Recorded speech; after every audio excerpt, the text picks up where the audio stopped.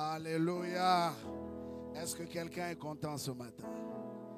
Vous savez, j'aime un homme dans la Bible qui a écrit un psaume et il a dit: je suis dans la joie quand on me dit allons dans la maison du Seigneur.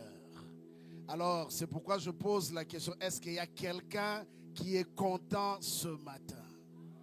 Alors, si tu es content, j'aimerais que tu acclames très fort le Seigneur, le roi de gloire, celui qui siège sur un trône élevé au-dessus de tout trône, celui qui a reçu le nom qui est au-dessus de tout nom, celui devant qui tout genou fléchit et toute langue confesse qu'il est le Seigneur, qu'il est le roi de gloire, qu'il est le Tout-Puissant, qu'il est celui qui vit et règne éternellement. J'aimerais qu'un peuple dans la salle élève la voix, commence à adorer le Seigneur, commence à dire à Dieu: Yahweh, tu mérites mon adoration. Bien-aimé, élève ta voix, commence à adorer Dieu, commence à lui dire: oui, il n'y a que toi qui es digne de ce parfum, il n'y a que toi qui es digne de mon adoration, il n'y a que toi qui es digne d'être élevé, il n'y a que toi qui es digne d'être célébré.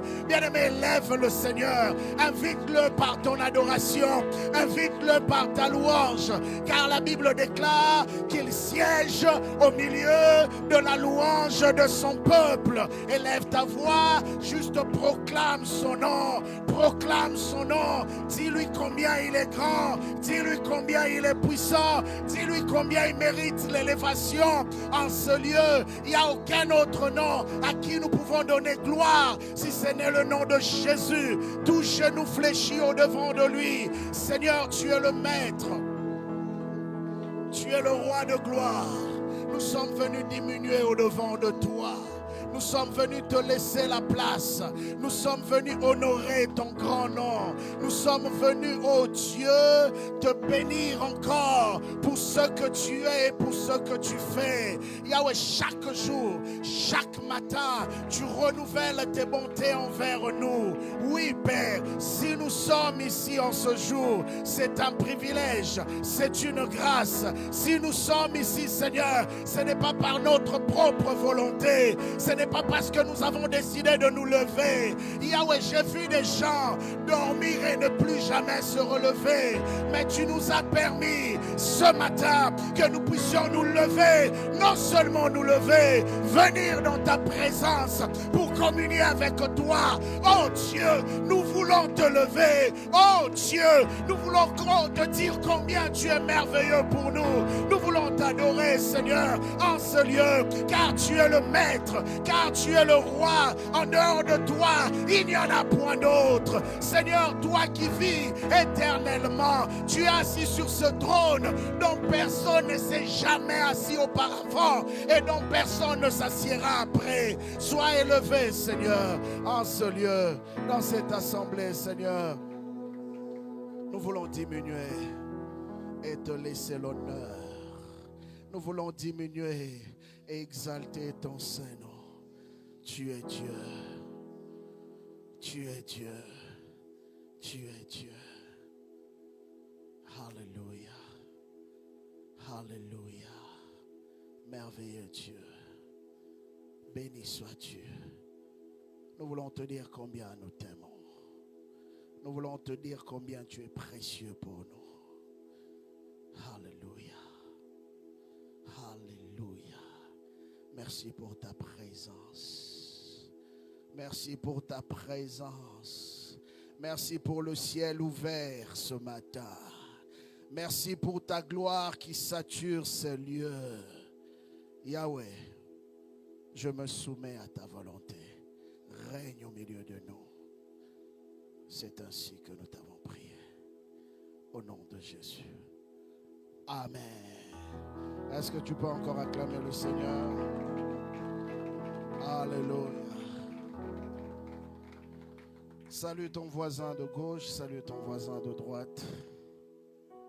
Dis-lui encore ce matin: bienvenue dans la présence de ton Dieu, dans la présence de ton roi. Celui qui a déjà commencé à te faire du bien. Il ne dépend pas de moi pour te faire du bien. Il dépend de lui-même. Mais la grâce est que, il est dit dans sa parole, il envoya sa parole. Et sa parole les guérit. Et bien aimé, ce matin, j'aimerais que tu écoutes comme tu n'as jamais écouté. J'aimerais que tu te disposes de la manière que tu ne t'es jamais disposé. Car Dieu ne fait rien pour rien. Tout ce que Dieu fait a un but. Et ce matin, si Dieu a choisi cette journée pour toi, c'est parce qu'il fait commencer quelque chose dans ta vie. Et j'aime dire souvent aux gens ceci.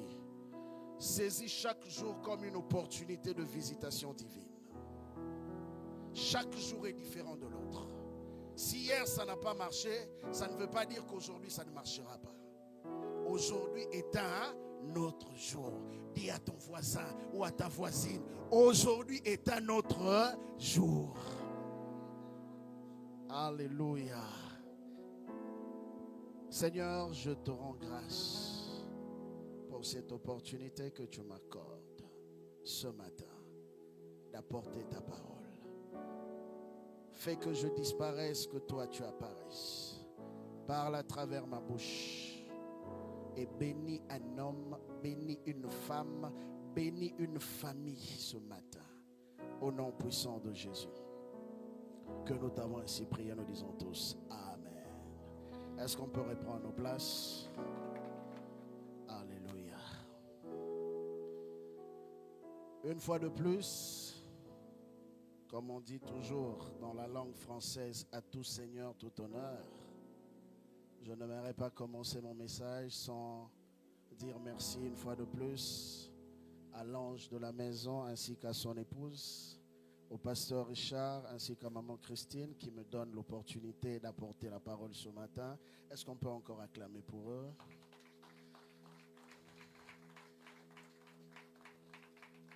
Et comme on nous l'a dit ici tantôt, je ne suis pas venu seul. Je suis venu accompagné avec l'autre moi-même, comme je l'ai présenté hier, ma femme, qui est toujours là, qui m'accompagne dans le travail que nous faisons. Vous savez, dans la vie, c'est toujours bien d'être bien accompagné. Quand tu es mal accompagné, non seulement les années de ta vie s'écourtent, et les promesses deviennent lointaines. Amen. Mais quand tu es bien accompagné, même les promesses, même quand ça ne s'est pas encore accompli, tu as déjà la joie parce que tu sais qu'avec l'accompagnement que tu as, vous allez y arriver. Amen. Alors je te souhaite d'être bien accompagné. Amen. Et nous avons aussi notre bien-aimé, le frère Arthur, qui m'accompagne ce matin. Est-ce qu'on peut aussi l'acclamer ce matin? Alors, hier, nous avons introduit notre message par rapport au thème que nous sommes en train d'exploiter, qui sont les hommes capables pour bâtir. Et en ce temps-ci, plus qu'à jamais,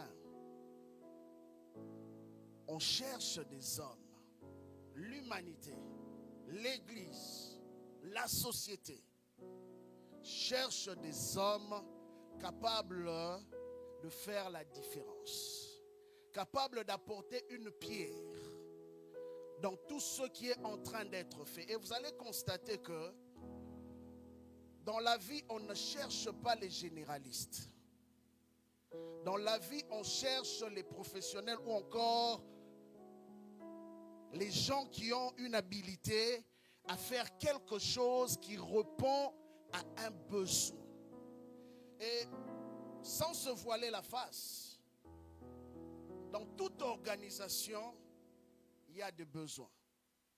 Dans toute organisation, on a besoin d'une ressource. Et vous allez constater que la plus grande richesse dans une organisation, ce n'est pas l'argent. La plus grande richesse dans une organisation, c'est d'abord les ressources humaines. Et Quand il y a les ressources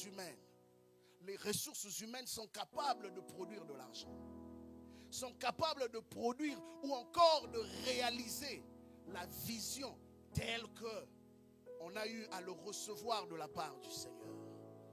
Beaucoup de personnes traînent encore dans leur parcours de vie. Ce n'est pas parce qu'ils ne sont pas capables d'accomplir des grandes choses. C'est juste parce qu'il leur manque une chose, les accompagnateurs de ceux qu'ils ont reçus. Parce que dans la vie telle que Dieu nous a créés, personne ne peut accomplir tout seul. Vous vous imaginez que Dieu crée Adam. Dieu savait qu'il avait déposé beaucoup de potentiel en cet homme. Mais Dieu lui-même revient à sa propre décision et il se dit à lui-même qu'il n'est pas bon que l'homme soit seul. Bien-aimé, tu peux avoir le PhD, tu peux avoir le doctorat, tu peux avoir des connexions comme tu veux. Tu peux avoir même l'argent.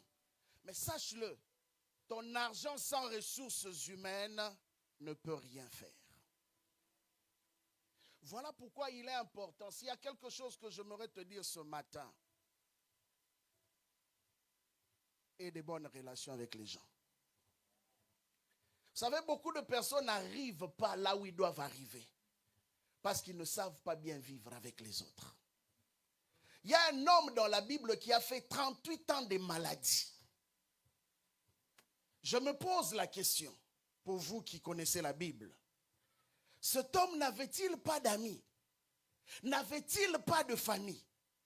Mais la Bible dit qu'il est resté pendant 38 ans malade à côté de la piscine. Et de temps en temps, il y avait un ange qui venait pour agiter l'eau. Mais la Bible dit, le premier qui entrait était guéri. Mais je me pose seulement une question. Comment se fait-il que lui, restant à côté de cette piscine pendant 38 ans, est quand même resté malade? Et vous savez quoi? Quand le Seigneur vient le rencontrer, le Seigneur lui pose une question simple. Veux-tu être guéri? Au fait, la question était par rapport à sa situation. Mais l'homme a compris que s'il est resté dans cette position pendant 38 ans, c'est parce qu'il n'avait personne. Et il a répondu à Jésus non pas par rapport à sa question, mais il a répondu à Jésus par rapport à sa situation.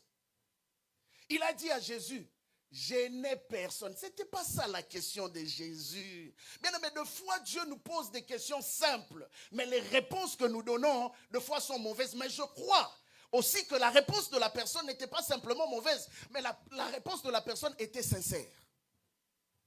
Il dit à Jésus, je n'ai personne. Le problème était quoi? Le problème était la guérison. Ce qu'il recherchait, c'était la guérison. Mais il s'est rendu compte que la solution est juste à côté de moi. Mais je n'arrive pas à atteindre la solution parce qu'autour de moi, il n'y a personne pour m'emmener à la solution. Bien aimé, ce que tu recherches, il y a quelqu'un qui a la réponse à côté de toi. Ce que tu veux faire, Dieu a donné le potentiel, les capacités, les moyens à quelqu'un à côté de toi pour te répondre. Mais il faut que tu arrives à identifier cette personne pour pouvoir entrer dans ta piscine. Il dit, je n'ai personne. Mais la question était, veux-tu être guéri? Ici, notre thème que nous sommes en train de développer parle de la même situation. On cherche les hommes capables de se lever pour bâtir. On cherche des hommes capables de se lever pour entrer dans la vision. On n'a pas imposé, mais on cherche. Mais celui qui se connaît ou qui se reconnaît être capable, normalement, doit être aussi celui qui répond à l'appel. Vous savez, on peut appeler tout le monde, mais ce n'est pas tout le monde qui dit oui. Des fois, je vois ça avec mes enfants. Elles sont juste dans la chambre à côté. Mais quand tu appelles un nom, elles savent déjà que si papa appelle, c'est pour m'envoyer. Alors, tu appelles un tel, personne ne répond. Mais tu as lancé l'appel. Tu as dit, j'ai besoin d'un tel. Elle a entendu. Mais elle fait semblant comme si elle n'a pas entendu. Pourquoi? Parce qu'elle a refusé de répondre à l'appel. Et toi, tu sais que la personne que tu appelles est capable d'accomplir ce que tu veux qu'elle fasse. Toi, tu le sais. Mais elle aussi sait qu'elle peut le faire. Mais elle a simplement refusé de répondre à l'appel. Et c'est souvent ça le problème. L'appel est lancé. L'appel est pour tout le monde. Mais ce n'est pas tout le monde qui dit oui à l'appel. Et comme j'ai expliqué hier, des fois il y a des personnes qui constatent qu'il y a telle ou telle autre chose qui manque dans la maison de Dieu. Mais comme pour eux, ce n'est pas important à leurs yeux, ils préfèrent observer, mais ne pas s'impliquer. Mais une chose, bien-aimé, j'aimerais te dire ce matin, j'aimerais vraiment t'encourager, et je sais que par la grâce de Dieu, après ce séminaire, des hommes et des femmes capables vont se lever dans cette église. Le pasteur Richard n'aura pas à se plaindre ou à travailler encore dans certains domaines en se sentant seul. Vous savez, à un moment donné, Moïse a fait une prière. Moïse est allé vers Dieu. Ce qui me surprend de cet homme ouin, il fait une prière particulière. Il dit à Dieu, Seigneur, j'ai un problème. C'est moi qui extrapole. Il dit, j'ai un problème. Et pendant qu'il discutait avec Dieu, ce problème c'était quoi? Il dit à Dieu, ce peuple est trop lourd pour moi. Ma question que je me suis posée en lisant cette écriture, Moïse ne s'est jamais plaint du nombre du peuple. Parce qu'il dirigeait quand même près d'1 million ou 2 millions de personnes. Mais Moïse n'a pas parlé du nombre. Parce que le nombre n'était pas un problème pour lui. Mais Moïse a dit au contraire que le peuple pesait sur ses épaules. Le peuple était très lourd. Pourquoi? Parce qu'il avait constaté que quand tu diriges, il y a un poids spirituel qui vient avec. Savez-vous que chaque personne telle qu'assise ce matin représente un esprit? Chaque personne représente un esprit. Mais derrière chaque esprit que je vois, il y a aussi des esprits. C'est-à-dire quoi? Pasteur Richard est le berger de l'église. Quand il deal avec chacun de vous, en réalité, il ne deal pas seulement avec vous. Il deal aussi avec tous les esprits qui vous combattent. Amen. Hier, j'ai dit, souvent nous ne comprenons pas la tâche des hommes de Dieu dans l'église. Souvent, les gens négligent le travail qui est abattu par les serviteurs de Dieu. Mais ils ne savent pas que quand eux dorment, il y a des gens qui ne dorment pas. Il y a des gens qui sont, à chaque fois qu'ils prient pour toi, tous les combats qui étaient destinés à ta personne se retournent contre lui. Et si de tels hommes ne sont pas soutenus, qu'est-ce qui va arriver? Au fil de temps, on va remarquer que cette personne va se fatiguer et le diable va avoir avantage. Et ce que j'aime avec la ville de Montréal, après 22 ans dans cette ville, ce que j'aime, ce sont les mêmes fidèles pour qui les hommes n'ont pas eu à avoir du sommeil. Deux fois même, ils ont eu des problèmes dans leurs propres finances et leur propre maison, qui sont les premiers à oublier tous les sacrifices consentis. Les mêmes. Deux fois, dernièrement, je reçois quelqu'un qui vient dans mon bureau Heureusement qu'il est parti très tôt parce qu'il a compris que je n'allais pas entrer dans son jeu. Il servait dans une église de Montréal que je veux taire le nom. Il était serviteur là-bas. Je ne sais pas vraiment qu'est-ce qui s'est passé entre lui et son pasteur. Mais il vient dans mon bureau. À chaque fois qu'il entre dans mon bureau, même si on parlait d'un autre sujet, il ramène le sujet de son pasteur pour parler en mal contre son pasteur. Je lui ai dit, écoute, jeune homme, tu veux qu'on s'entende toi et moi? Si tu veux venir servir avec moi, on parle de toi et de toi seul. Ne viens plus jamais me parler de ton pasteur. D'ailleurs, l'une des conditions que je te donne, avant que tu n'intègres ici, va d'abord retrouver ton pasteur là, que tu dis selon toi qui est mauvais, mais tu as travaillé avec lui. Va lui demander d'abord pardon pour tout ce qui est arrivé entre vous, et puis après viens me trouver. Ça n'a pas duré, hein? Et vous vous imaginez que le même jeune homme, qui au début qui vient, qui dit, ah toi tu es différent. C'est pourquoi je ne crois pas trop, pasteur Richard. En tout cas, je suis devenu un peu très sceptique avec certaines personnes. Il me disait que toi tu es différent. Là-bas, on sentait que les pasteurs avaient des préférés. Mais toi, je vois que tu aimes tout le monde. Écoutez. Mais la même personne qui me donnait des paroles d'appréciation, il n'a pas fait un mois avec moi. Il a disparu sans me dire au revoir. Maintenant, quand tu appelles, on dit, j'aime comment les Congolais disent, c'est des vues. Ah, on voit tes appels, mais on ne répond pas. Mais toi, tu as vu qu'on a vu. Tu envoies des messages, tu vois qu'on a lu. Mais on ne te répond plus. Mais tu te poses la question, qu'est-ce que je lui ai fait? Il n'y a rien. Bien aimé, ce n'est pas tout le monde. J'aimerais te dire ce matin, ce n'est pas tout le monde qui est gentil qui peut bâtir avec toi. Fais attention à ceux qui sont gentils. Des fois, ce que j'ai observé, ce sont les gens qui ne parlent pas trop. Qui sont d'ailleurs meilleurs de foi dans certaines choses que ceux qui parlent trop. Je fais très attention à ceux qui parlent beaucoup. Parce qu'ils te donnent l'impression de connaître et d'être là.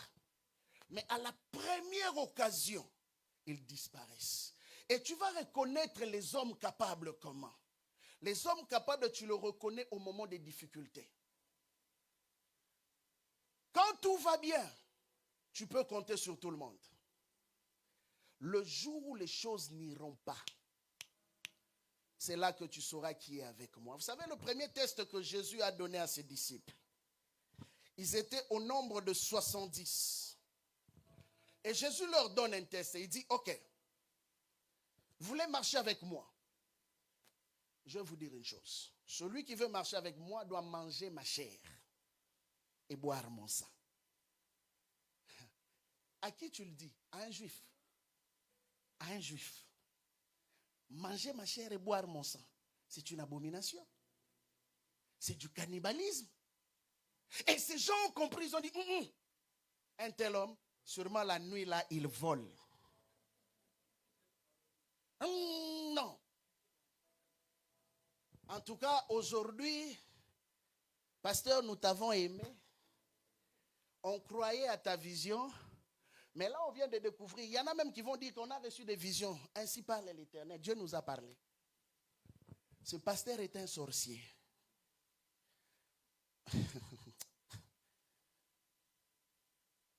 Ce pasteur est un sorcier. Il faut quitter. Et vous savez, le comble, c'est quoi? Il y en a qui n'ont rien entendu, rien vu. Puisqu'on leur a dit que Dieu leur a dit, sans vérifier, ils prennent des décisions, nous aussi on quitte. Mais vous quittez pour aller où? Pour suivre quoi? Amen. La première des questions que je pose aux gens, je l'ai dit hier, je reviens encore là-dessus. Qui t'a envoyé dans cette église? Amen. Vous savez, il est très important de connaître sa terre. Parce que quand tu connais la terre dans laquelle Dieu t'a envoyé, tu ne te déplaces pas aussi longtemps que Dieu ne t'a pas parlé à nouveau. Bien-aimé, quand vous regardez la marche des patriarches, vous allez constater que ces hommes n'allaient pas n'importe où ou ne faisaient pas affaire avec n'importe qui. Parce qu'ils connaissaient l'importance des alliances. Ils connaissaient l'importance des territoires. Dieu a parlé à Abraham. Il a dit, va vers le pays que je te montrerai. Il parle encore à Isaac. Il dit, va vers le pays que je te dirai. Et ces hommes ont obéi à la lettre sur tout ce que le Seigneur leur avait demandé de faire. Et quand ils sont allés, bien aimés, ces gens ne se sont pas déplacés parce qu'ils ont connu des difficultés. Ils se sont déplacés parce que Dieu leur a dit, c'est le moment de se déplacer. Jacob, par exemple, était chez Laban. Bien aimé, il avait toutes les bonnes raisons de quitter Laban. Vous savez, des fois, ce que tu penses être raison n'est pas raison. Aux yeux de Dieu, c'est peut-être un test.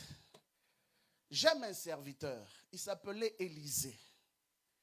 La Bible dit qu'il a fonctionné avec l'un des hommes les plus controversés de l'histoire de l'humanité. Un homme dont on ne connaît ni son père ni sa mère. On l'appelait Élie le Tishbite. C'est ça sa biographie. Tishbite, c'est tout. C'est le fils de qui? On ne sait pas. C'est la mère, sa mère, c'était qui? On ne sait pas. Il a vécu avec qui? On ne connaît même pas sa généalogie. Et un homme comme ça vient appeler, il te dit, viens, suis-moi. Pour aller où? J'aimerais te dire une chose. Un bon disciple, c'est d'abord un bon suiveur. Amen. Si tu veux devenir un bon disciple, commence par suivre.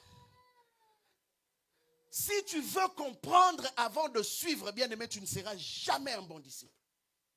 Voilà pourquoi quand Jésus appelle Pierre, la première des choses qu'il lui dit, viens, suis-moi. Pour m'amener où? Ce n'était pas ça la question.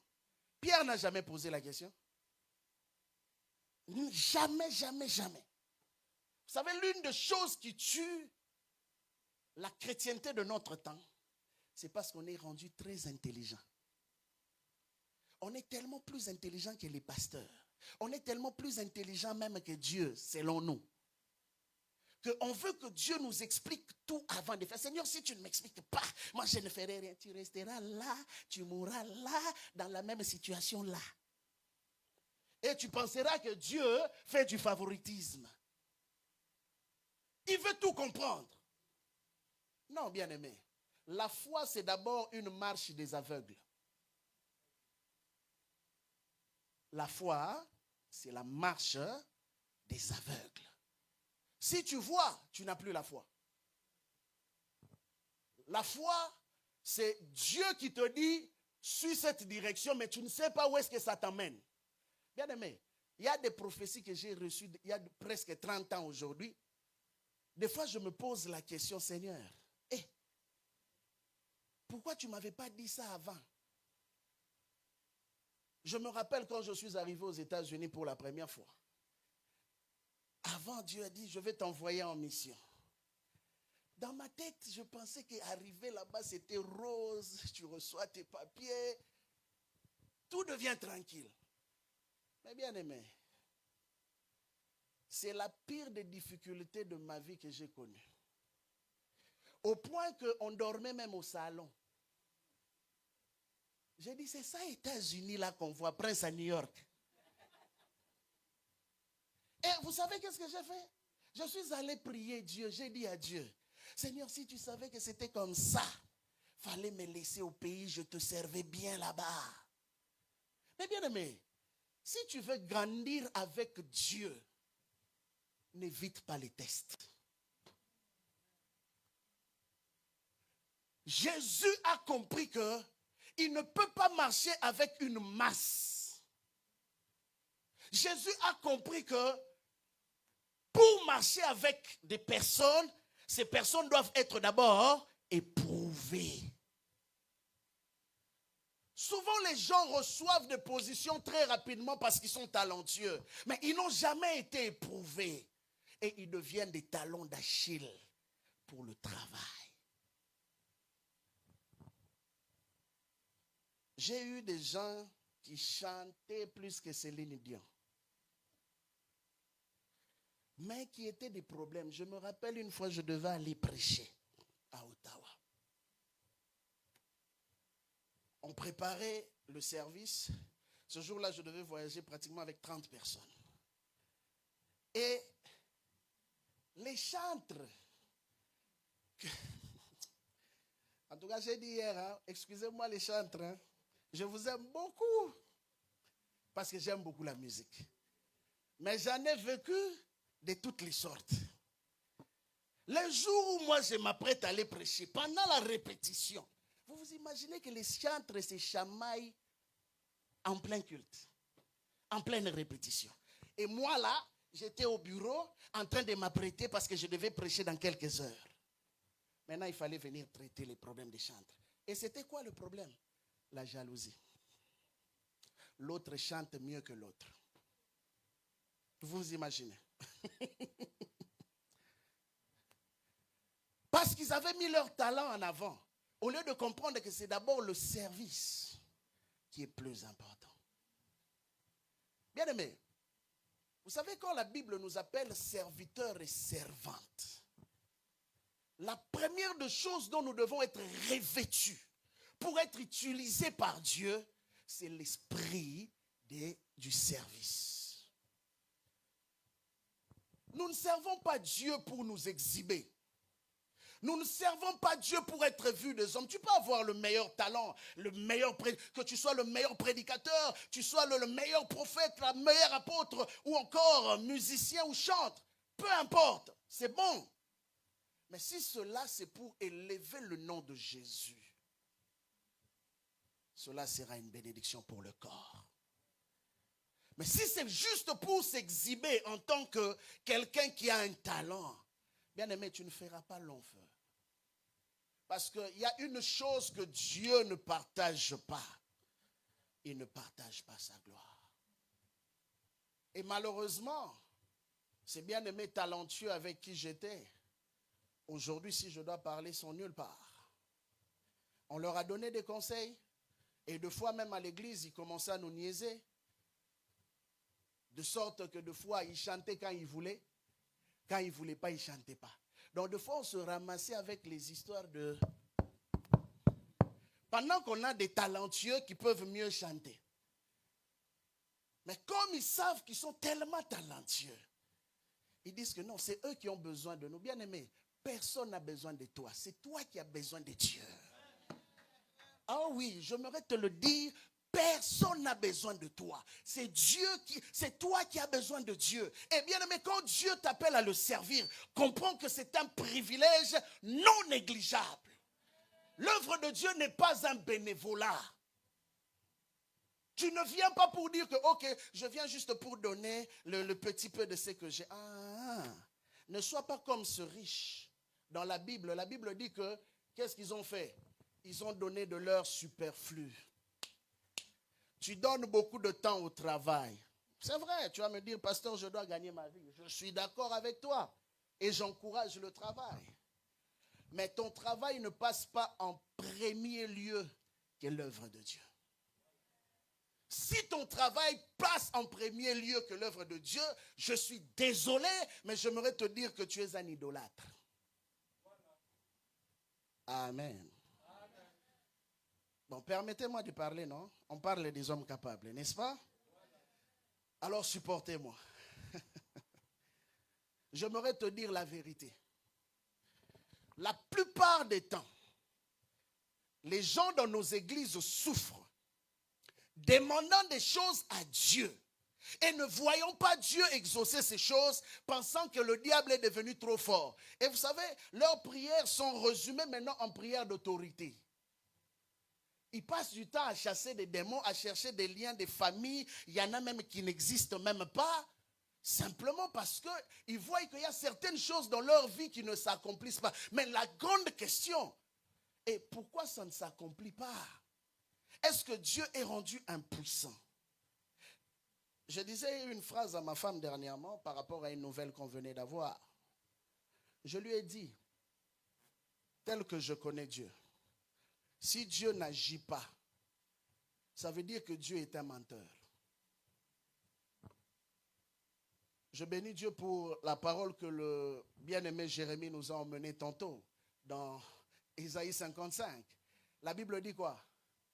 Dieu est derrière sa parole, n'est-ce pas? À moins que Dieu ne t'a jamais parlé. Si Dieu a eu à te parler un jour, si Dieu a eu à te faire une promesse un jour, bien aimé, j'aimerais t'annoncer une bonne nouvelle. C'est que même quand la mort viendra à ta porte, la mort sera dans l'obligation d'attendre. Parce que la prophétie doit s'accomplir et à coup sûr. Personne ne peut arrêter le plan de Dieu. Au contraire, quand tu vois ces choses arriver, comprends que tu es à la porte de la manifestation de ta bénédiction. Bien aimé, ne fuis pas. Ne fuis pas les épreuves. Ne fuis pas les épreuves. Les hommes capables, on les découvre à travers les épreuves. Les hommes capables, on les découvre à travers les difficultés. Oh, là où tout le monde abandonne, tout le monde part. Jésus pose la question à Pierre. Pierre, vous aussi vous allez m'abandonner. Pierre dit, Seigneur, oh j'aime cette réponse. À qui irions-nous? Bien aimé, parce que Pierre avait mangé la bonne parole de la bouche de Jésus. Et il a dit, non Seigneur, si je te quitte, ce que je reçois de toi, je ne le recevrai nulle part ailleurs. Alors je n'ai pas le choix, même si je ne comprends pas maintenant. Bien aimé, tu n'es pas obligé de comprendre tout de suite. Mais il y aura un temps où Dieu te fera comprendre pourquoi il avait décidé de te faire passer par ces épreuves-là. Et j'aimerais te dire une bonne nouvelle, c'est que les églises vraies passeront toujours par les épreuves. Ne pense pas que les gens deviennent grands en dormant et en se réveillant. Tous ceux qui sont devenus grands, c'est parce qu'ils ont accepté de passer par des épreuves et ils s'en ont sortis victorieux. Ils n'ont pas fui les épreuves. Et moi, j'aime des gens qui restent fidèles malgré les difficultés. Oh, ce sont des gens que je respecte, moi. J'ai des collaborateurs que je connais depuis que je suis avec eux. Les vents sont venus, les tempêtes, l'hiver, tout ce que vous pouvez entendre ou dire. Mais ces gens-là sont toujours là. Même quand on t'insulte, eux sont toujours là pour te défendre. Après, ils vont pleurer, mais après ils diront, pasteur, nous sommes avec toi. Mais de tels hommes, ce sont des hommes que Dieu honore. De tels hommes, ce sont des hommes que nous recherchons dans l'église du Seigneur. Voilà pourquoi quand Jéthro est venu parler, notre texte de base, Exode 18, 21, Exode a parlé à son beau-fils, à Moïse, pendant qu'il voyait que Moïse était en train de souffrir, il portait la charge, lui seul. Moïse n'était plus capable de fonctionner normalement, même de s'occuper de sa propre maison. Jéthro a dit non, tu agis mal. Tu agis mal. Dis à ton voisin ou à ta voisine, tu agis mal. Le danger, c'est quoi? C'est que souvent de fois l'église observe, remarque que le pasteur est partout. Mais les gens regardent et disent que c'est son travail, n'est-ce pas? Est-ce que j'ai menti? Ils disent que c'est son travail. Ils laissent le pasteur faire tout. Le pasteur est dans la musique, et dans l'administration. Le pasteur est dans l'intercession, et dans les suivis des âmes. Le pasteur est dans quoi encore? L'évangélisation, la peinture, les déménagements. Et les gens sont contents. Ah, notre pasteur est humble. Et ça, ils appellent ça l'humilité. Vous êtes des sorciers. Moi, j'ai dit, des gens comme ça, ce sont des sorciers. Au fait, ce sont des personnes qui ont décidé à tuer l'homme. Parce qu'ils n'ont pas compris que pour que l'homme soit efficace dans son appel, il doit être focus dans un plan. Voilà pourquoi l'apôtre Pierre, pendant qu'il y avait le conflit dans l'église, l'apôtre Pierre a dit une chose. Il dit, écoutez, on ne peut pas nous autres laisser la parole et la prière pour aller nous occuper de la distribution des pains. Ce n'était pas mauvais. Ils pouvaient le faire. J'ai dit à mes pasteurs, parce qu'à un moment donné, les gens commençaient à les prendre des fois pour aller faire des déménagements et tout le reste. J'ai dit, vous arrêtez ça tout de suite. Si vous voulez être efficace dans votre appel, restez dans la prière et dans la parole. Si vous commencez à faire les déménagements des fidèles, non seulement ces mêmes fidèles-là vont oublier qui vous êtes, mais demain vous allez mourir et vous ne laisserez rien derrière vous. Ils m'ont donné raison après. Parce que les mêmes personnes à qui ils aidaient à faire des déménagements ont oublié qui ils étaient. Il y a une limite qu'on ne peut pas franchir. Bien aimé, il faut que dans une église, qu'il y ait des gens qui soient comme des gardiens des grâces pour protéger le don que Dieu a donné à l'église. Des gens comme Aaron et Hur qui observaient et qui voyaient que Moïse commençait à se fatiguer. Et ils ont dit non. Quand Moïse se fatigue, nous on est perdants. Savez-vous que certaines victoires que vous avez dépendent des prières que les hommes de Dieu font? Quelqu'un d'autre me dira que non, pasteur, qu'est-ce que tu es en train de dire? Nous tous on prie. Mais quand la Bible dit que ces hommes ont été donnés à l'église comme don pour le perfectionnement des saints, ça veut dire quoi? Ça veut dire qu'il y a une dimension de grâce que Dieu a assignée à ces hommes. Et on a vu Moïse et Josué, c'est lui qui combattait dans la vallée. C'est lui le général. Mais Josué perdait la bataille quand Moïse avait les bras baissés. Quand Moïse élevait les mains devant le Seigneur, Josué et le peuple étaient forts. Israël était vainqueur. Mais quand il baissait les bras, c'était le contraire. Voilà pourquoi Pierre a compris le secret. Il a dit, nous n'allons pas laisser la prière et la parole pour aller servir sur les tables. Parce que nous allons nous défocuser et l'œuvre va perdre sa force. Choisissez parmi vous. C'est Pierre qui dit, choisissez parmi vous des hommes qui sont sages, intègres, des hommes qui craignent Dieu, remplis du Saint-Esprit, que nous pouvons assigner à cette tâche. Bien aimé, dans chaque église, il y a toujours des hommes que Dieu a appelés pour accompagner le don. Et ce sont ces hommes-là que nous sommes en train de vouloir identifier. Qui sont-ils? Ce sont des gens qui sont prêts à payer le prix avec le visionnaire. Ce sont des gens qui sont capables à donner de leur meilleur. Bien aimé, il y a une chose. Si tu veux servir Dieu, ne murmure pas. J'ai vu quelqu'un un jour qui a l'habitude de critiquer son église, mais elle ne quitte jamais l'église. Oh. Alors je lui pose la question, mais qu'est-ce qui se passe avec toi? Souvent tu viens rapporter, oh dans mon église, il y a eu ceci, il y a eu cela aujourd'hui. Mais tu ne quittes jamais cette église. Mais il y a un problème. Parce que tu ne reconnais pas la grâce et le don que Dieu t'a donné. Si tu apprends à reconnaître le don et la grâce que Dieu t'a donné, tu ne verras plus les défauts. Mais tu verras ta responsabilité.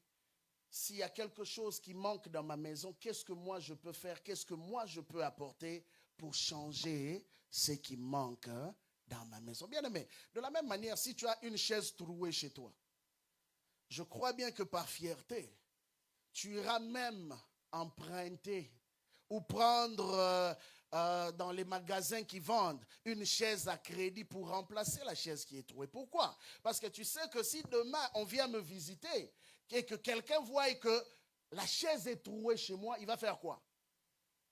Ça deviendra un sujet de moquerie.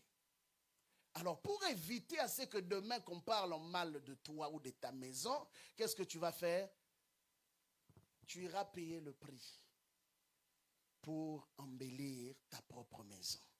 Rappelez-vous de l'histoire d'Agé. La Bible dit que Dieu s'est plaint. Dieu a dit, mais vous avez un problème. Vos maisons, vous faites tout pour que vos maisons soient très belles. Mais ma maison est dans quel état pendant ce temps?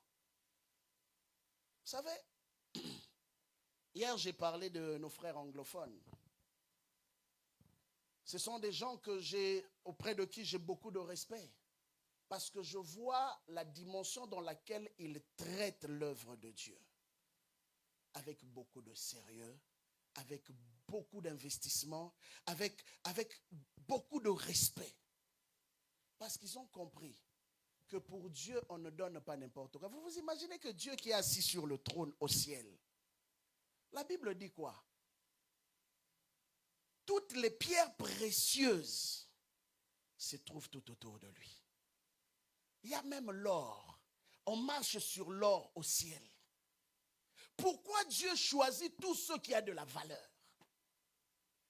Une fois, j'ai dit aux gens à l'église, ne m'emmenez pas l'idée, oh, on va acheter des choses, comment on appelle ça? Seconde main pour l'église. Je leur ai dit, tu vas acheter des choses seconde main, achète-le pour toi. Je préfère encore qu'on manque la chose. Mais jamais je veux tolérer qu'on achète une chose seconde main pour Dieu. Parce que pour toi, à la maison, tu choisis les meilleures choses. Mais pourquoi pour Dieu, tu attends, comment on appelle ça? Marketplace.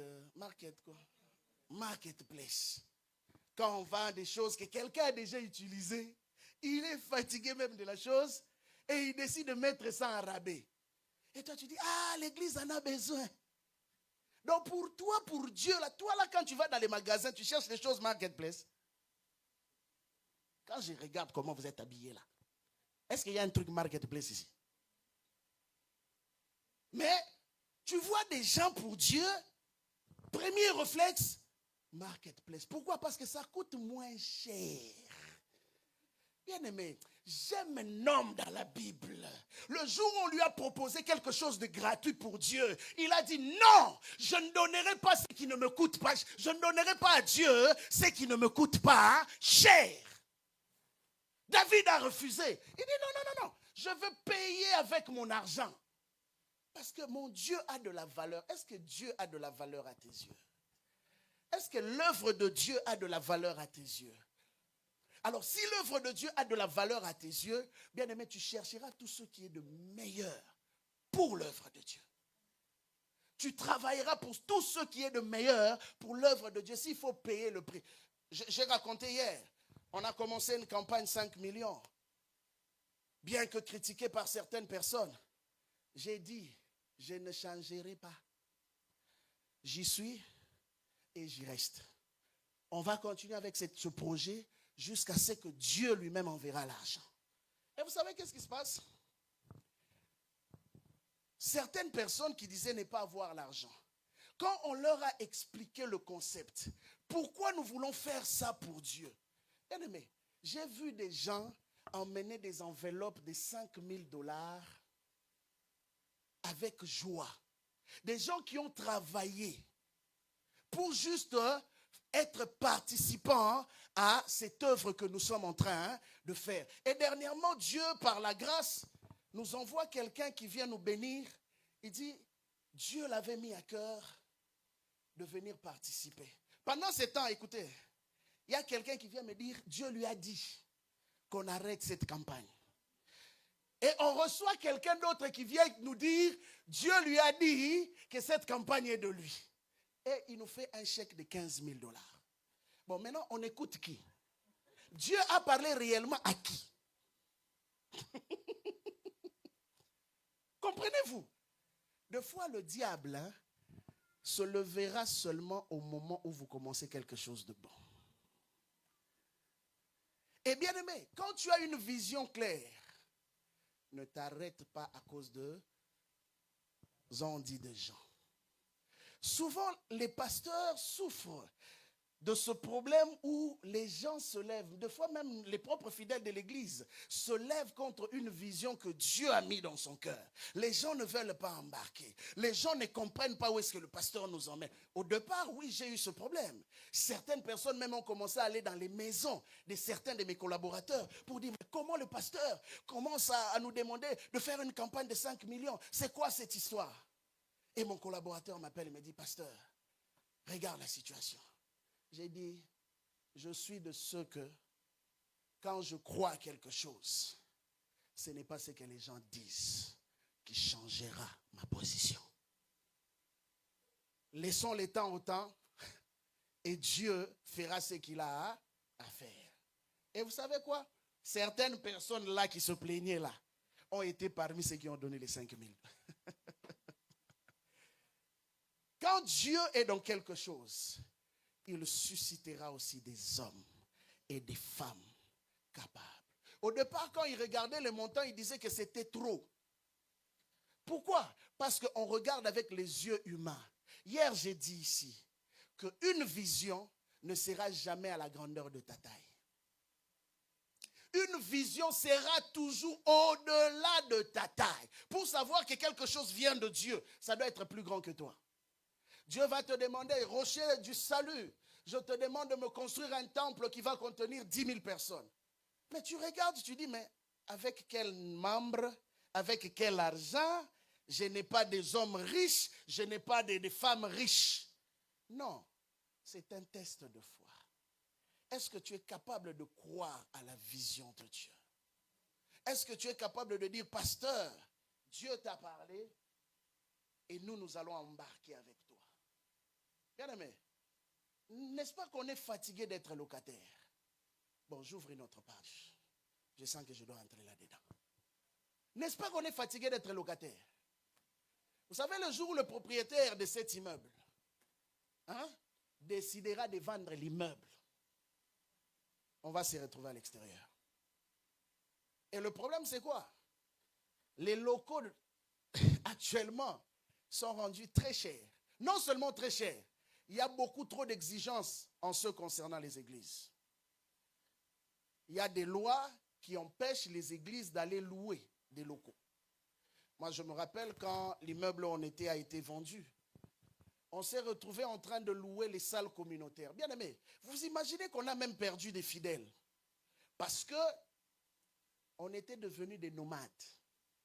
Ce dimanche, on loue dans une salle interne, salle communautaire. L'autre dimanche, quand on revient, on nous dit que non, la salle a déjà été louée d'avance. Donc, on est obligé de louer dans une autre salle. Et le comble, c'est quoi? Non seulement que vous louez dans une autre salle, mais vous changez d'heure. Parce que peut-être les matins, c'est loué, vous êtes obligé d'aller le soir. Donc, on devient instable. Et on a fait ça pendant quelques mois, jusqu'à ce que Dieu nous a orientés là où nous sommes actuellement. Et j'ai dit à Dieu, non, on ne peut pas continuer à être locataire. Il faut qu'on ait un endroit propre à nous. Parce que le jour où si le propriétaire décidera de vendre, on risque de se retrouver dans la même situation. Vous comprenez? Et bien aimé, il est important que la vision soit portée par tout le monde. La vision, ce n'est pas une affaire du pasteur. C'est une affaire de tout le monde. C'est pourquoi je veux parler aujourd'hui de comment créer une communauté forte. Je vais donner quelques points et puis je vais m'arrêter, on va prier. Comment créer une communauté forte? Il a été dit dans le passage clé que nous sommes en train de partager, Exode 18, 21. Jéthro parle à son beau-fils. Il dit ceci: choisis parmi tous les peuples des hommes capables. Le problème, c'est d'abord de trouver des hommes capables. Être capable veut dire supporter le coup, porter la vision, porter la charge.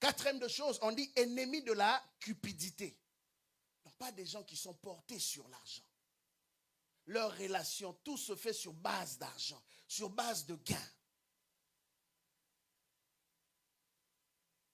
La Bible dit, établis-le sur eux comme chef de 1000, chef de 100 et chef de 50 et chef de 10. C'est ce que Jéthro a donné à Moïse comme administration pour la conduite du travail qu'il était en train de faire. Et bien aimé, au fait, en d'autres termes, Jéthro était en train d'introduire Moïse dans l'esprit de la communauté. Moïse avait reçu la vision. Moïse était appelé de Dieu. Moïse avait l'onction. Moïse avait la puissance. Moïse avait la révélation. Ce que Moïse n'avait pas, c'était l'administration. Ce que Moïse n'avait pas, c'était au fait l'esprit de la communauté. Parce que ce que Moïse faisait, il faisait tout par lui-même. Et à un moment donné, Jéthro l'observant, il dit que si tu continues comme ça, mon fils, tu vas t'épuiser. Il y a des hommes que Dieu a mis autour de toi qui peuvent t'accompagner. Et bien aimé, première de choses que j'aimerais dire, il y a quelques points que j'aimerais citer rapidement. La communauté est d'abord un ensemble de personnes qui partagent une vision commune. C'est ce qu'on appelle la communauté. Bien aimé, nous ne sommes pas simplement une église où les gens se réunissent dimanche. Le plus grand, ou je peux dire l'un des plus grands problèmes de notre société actuelle, c'est que dans nos églises, souvent, on retrouve des gens qui sont actifs seulement dimanche. Dimanche parce qu'ils ont d'autres occupations, ils ont le travail, ils ont ceci, certaines obligations. Et ce qui fait qu'ils n'arrivent pas à comprendre ou à intégrer la vision de là où Dieu est en train d'emmener l'œuvre. Bien aimé, si tu es un chrétien, je veux m'excuser là-dessus, mais je veux le dire comme ça. Si tu es un chrétien de dimanche, il te sera difficile de pouvoir évoluer avec l'œuvre dans la dimension que Dieu est en train de t'attendre. Malheureusement, cela qui sera le vrai problème. Parce que quand tu regardes l'église primitive, la Bible dit que ces gens priaient ensemble, ils écoutaient l'enseignement ensemble, ils communiaient ensemble et ils mangeaient ensemble. Et si toi, on te voit sporadiquement, rarement, de temps en temps, bien aimé, là où on sera arrivé, tu ne le sauras pas. Et tu seras surpris. J'ai vu des gens qui ne savent même pas combien on paye pour les loyers. Mais il dit que je suis membre de l'église. Mais il ne sait même pas combien on paye pour les loyers. Tu es membre de l'église comment? Parce que tu ne connais même pas la vie de l'église. Tu ne connais même pas nos péripéties. Tu ne connais même pas notre vision. Tu ne connais même pas la réalité de ce que nous voulons faire. Ou nous sommes en train de faire. Ou les problèmes de l'église. Il y a déjà un problème à ce niveau.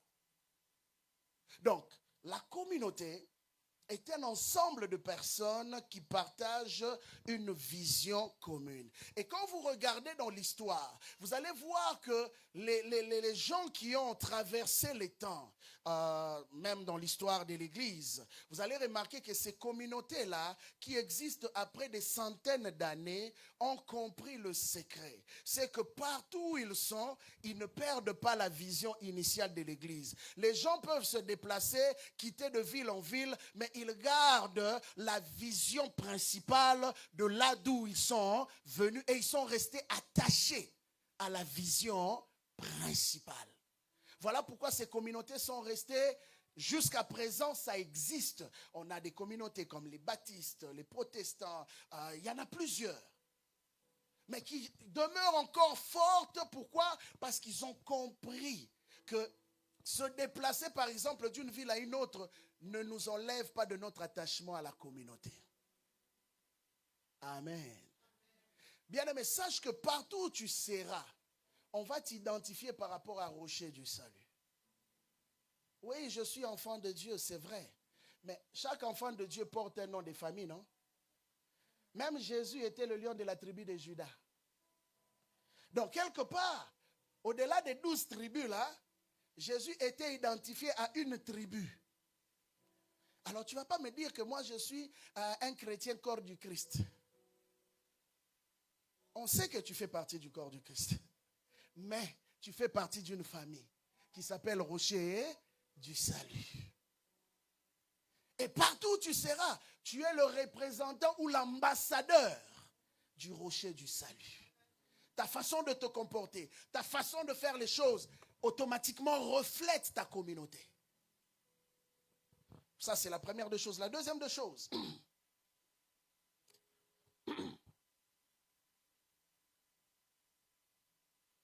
la communauté parle en termes de nous, pas en termes de je. En d'autres termes, la communauté a un même langage. Je prendrai ça dans le bon sens, pas de l'autre côté. Quand vous lisez Genèse chapitre 11, la Bible dit que ceux qui ont décidé de construire la tour de Babel, eux-mêmes ont remarqué qu'ils parlaient la même langue en utilisant le même langage. On peut parler la même langue sans avoir le même langage. Bon, je n'aimerais pas expliquer ça ce matin, sinon ça va encore nous étendre. Beaucoup de personnes parlent la même langue, mais n'ont pas le même langage. Vous savez que dans l'église, on peut avoir plusieurs langages. La même langue, ça peut être le français. La langue de communication, comme là, présentement, je prêche en français. Mais ça ne veut pas dire que j'ai le même langage avec tout le monde. Le langage, c'est au fait le moyen de communication qui nous permet de nous comprendre les uns les autres. Et ces gens avaient constaté qu'ils parlaient non seulement la même langue, mais ils avaient aussi le même langage. Et cela a été une force pour eux.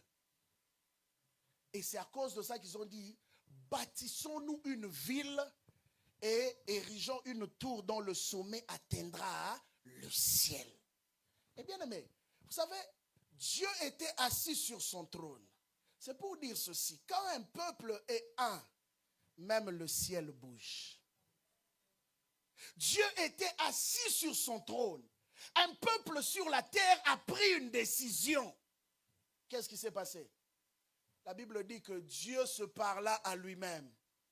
Il dit, maintenant qu'ils ont décidé de faire ça, plus rien ne les empêcherait. Dans une autre version que j'aime bien, on dit, plus rien ne leur sera impossible. Bien aimé, quand on est un, on est capable d'exploits. Voilà pourquoi quand le diable entre dans une église, la première des choses qu'il fait, c'est la division. Parce qu'il sait que la faiblesse de l'église se trouve dans la désunion. Il le sait. Jésus, avant de partir, dans Jean chapitre 17, a dit quoi? Soyez un. N'est-ce pas? Comme le Père et moi sommes un. Parce que la gloire et la force de l'église reposent dans l'unité. Bien aimé, si le diable arrive à détruire l'église, c'est parce que le diable arrive à changer le cœur des frères les uns les autres. Quand tu commences déjà à avoir un mauvais regard sur ton frère, sur ta sœur, bien aimé, sache-le, vous ne pourrez jamais bâtir ensemble. Deux fois, j'ai eu à traiter des problèmes des couples. Mais quand tu poses la question, c'est quoi les vrais problèmes? Même les vrais problèmes lui-même se posent la question, je suis où? Parce qu'on ne comprend pas. Il se chamaille maintenant pourquoi? Il n'y a pas de raison valable. Une petite incompréhension, c'est devenu une flamme, ça éclate au point que certains même divorcent s'ils ne sont pas bien encadrés. Mais bien aimé, si tu as l'œil spirituel, tu vas comprendre que l'autre là a été entré. Parce que lui, il a commencé la division depuis le ciel. Et sache-le, si dans la présence de Dieu, il a été capable de s'aimer la division, de séparer les anges fidèles des anges infidèles.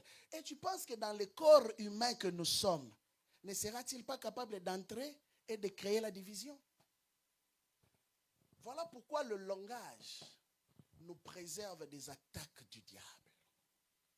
Quand nous sommes capables de parler le même langage, même quand il y a un problème, S'il y a quelque chose que j'aimerais nous demander ce matin, apprenons à nous parler en homme. N'allons pas murmurer derrière le dos. Disons-nous la vérité, même si ça fait mal. Mais disons-nous la vérité, ça résout beaucoup de problèmes. Ce qui détruit souvent, c'est que toi tu prends ta position, l'autre aussi prend sa position, on ne veut pas se parler, l'autre va se plaindre là-bas, l'autre aussi va se plaindre. Et finalement, il y a des adhésions. Certains sont pour lui, l'autre sont pour elle, et finalement, c'est la déchirure. Nous devons dire au diable, assez c'est assez. Tu l'as fait ailleurs, tu ne le feras pas à Rocher du Salut. Nous resterons unis, nous allons bâtir une communauté forte. Troisième des choses, c'est l'esprit du sacrifice. Dans la communauté, comme je dis, ce n'est pas une question de je, c'est une question de nous. Qu'est-ce que nous pouvons faire? Qu'est-ce que nous pouvons apporter pour l'avancement de l'œuvre? Et dans ça, ça va prendre le sacrifice. Ça me reste combien de temps? Hein? Ok, je vais aller rapidement. Yeah. Ok. Ok. Gloire à Dieu. L'esprit du sacrifice. Bien aimé. Il y a quelque chose qu'il faut comprendre quand on bâtit. J'ai dit hier, rien n'arrive au hasard. Tout est produit d'un travail. Alors, ce n'est pas une question que certains doivent se donner à fond et d'autres sont là à bénéficier. Bon, toi, balaye l'église, toi, mets la propriété, installe les choses, moi, je viendrai, je m'assierai et je suivrai le culte. Amen. J'espère qu'ici, ce n'est pas comme ça. Alléluia. Ah, on me regarde bizarrement. Hein, parce que là, je commence à avoir peur. Là. Ah.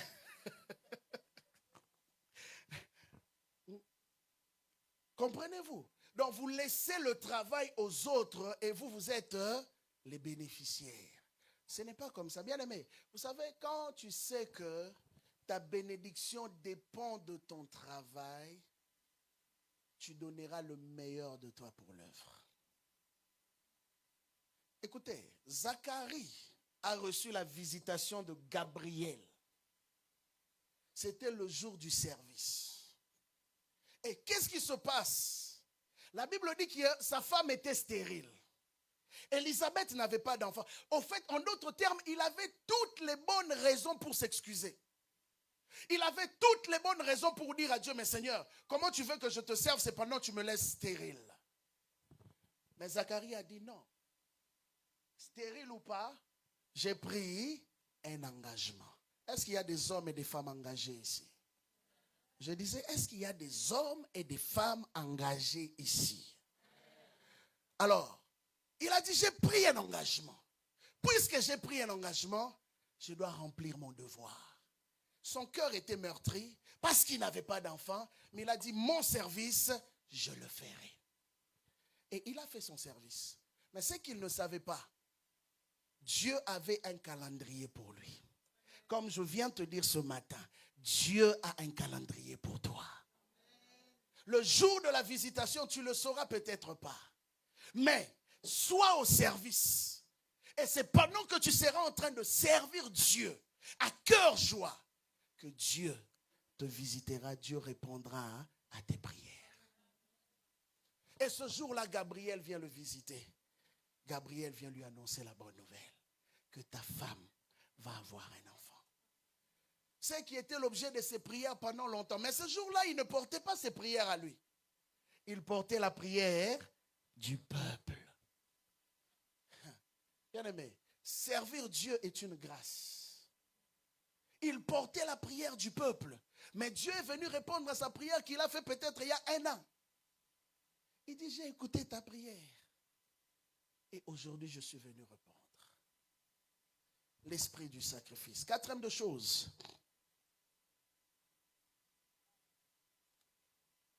Croire à la vision et au visionnaire. J'ai dit croire à la vision et au visionnaire. Tu ne peux pas dire que je crois à la vision si tu ne crois pas au visionnaire. Celui qui croit à la vision doit croire aussi à celui à qui Dieu a donné la vision, n'est-ce pas? Tu ne peux pas séparer les deux. J'aime la prière d'Élie. Pendant qu'il demandait le feu, il dit, Seigneur, réponds-moi éternel. Que l'on sache aujourd'hui que tu es Dieu en Israël et que je suis ton serviteur. Donc les gens, quand Dieu accomplit des choses, n'identifient pas seulement Dieu dans ce qu'il fait, identifient aussi l'homme que Dieu a choisi dans ce qui a été fait. Alors pour conclure, je veux dire ceci. La communauté est un système qui dépend, comme j'ai dit tantôt, qui ne dépend pas d'un homme, mais d'un groupe de personnes engagées pour une cause. C'est un système qui demeure après le départ même du visionnaire. Et bien aimé, on doit comprendre que pour que cette église ait des branches, pour que cette église demeure même, aujourd'hui, Dieu, pasteur Richard peut décider de déménager, Dieu peut décider de prendre le pasteur Richard dans quelques années, mais au moins, nous savons une chose, que même après lui, l'œuvre doit continuer. Parce que l'œuvre dépend des dieux. C'est ça, en fait, la communauté. On bâtit pour le futur. On bâtit en s'assurant que même après, les gens parleront. Il y a eu des hommes. J'aime quand je vais dans les hôpitaux, par exemple. On retrouve toujours des cadres où on met le nom des gens qui ont contribué. Ah, tel a fait un don. Tel a fait un don pour que l'hôpital soit construit. Tel a... Pourquoi? Parce qu'ils veulent se souvenir de l'histoire. Bien aimé, il y a des histoires dans une dimension plus élevée. Nous devons bâtir dans un esprit de nous dire, demain est aussi un autre jour. Alors, nos enfants, les enfants de nos enfants, les enfants des enfants de nos enfants doivent venir trouver le travail que nous avons eu à faire. C'est pourquoi la Bible dit, quand l'huile est versée, il est versé sur la tête, il descend sur la barbe, sur les épaules, sur le bord du vêtement. Donc, il y a au fait une suite. Ça commence quelque part pour se terminer quelque part. Alors ce matin, est-ce qu'il y a des hommes capables, prêts à dire à Dieu, Seigneur, aujourd'hui j'ai compris. Je prends l'engagement de te servir différemment. Je prends l'engagement de me donner à cette œuvre dans laquelle tu m'as appelé d'une manière différente. Est-ce qu'il y a des hommes comme ça ce matin? Est-ce qu'il y a des femmes comme ça ce matin? Est-ce que tu peux acclamer le Seigneur? J'aimerais que tu te tiennes sur tes deux jambes. Tu vas juste faire cette prière. Tu vas juste faire cette prière avec moi. Tu vas dire à Dieu, me voici. Me voici. J'ai écouté ta parole et j'ai pris la décision. Je n'aimerais plus te servir comme hier. Je veux te servir d'une manière différente. À partir de maintenant. Tu peux élever ta voix. Commence à prier. Commence à prier.